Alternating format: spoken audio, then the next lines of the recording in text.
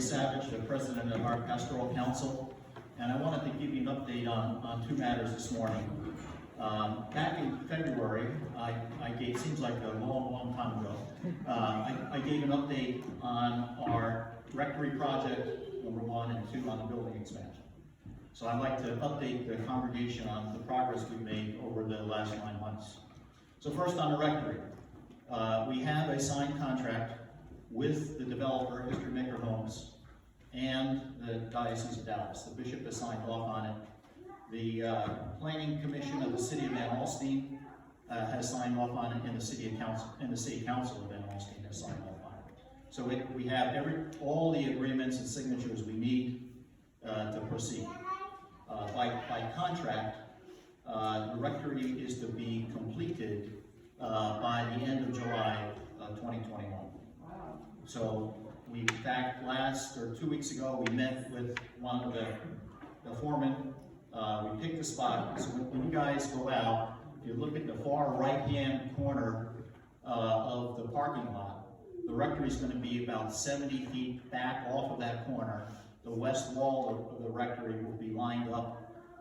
Literally, we looked at one of the lines to delineate the parking spots.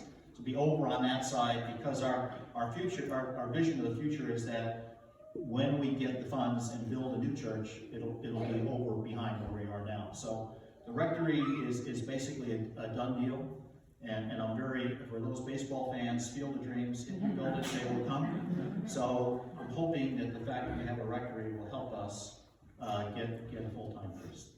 So that's how Item 2 is on the expansion of this building. So just to refresh your memories, our current plan is to take this wall and move it back about 30 feet. And we think that will give us, the architect says, we should get just under 300 additional seats. So the church right now can hold, in non-COVID times, can hold just like 375 or thereabouts. And so we think this will give us roughly 300 more seats. So in 2019 and the first 2 months of this year, we were averaging about $8,500 a month in the building fund, in the second collection. $8,500 a month.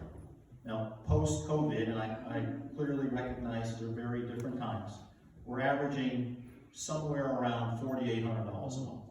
That's from May through October. So not quite half, a little maybe 55, 60% of where we were. As of the end of October, we had $400,000 in our building fund. The estimate from the architect to move it back 30 feet was $1.1 million.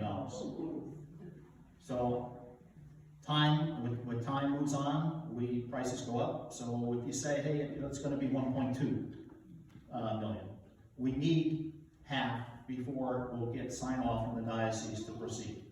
So $600,000, half of 1.2 million, we have 400,000. So we're $200,000 short. If we stay at the $4,800 a month rate, the rate we're currently at, it's going to take us about 3.5 years to get that additional $200,000 raised. If we can go back to where we were at $8,500, it's going to be about 2 years.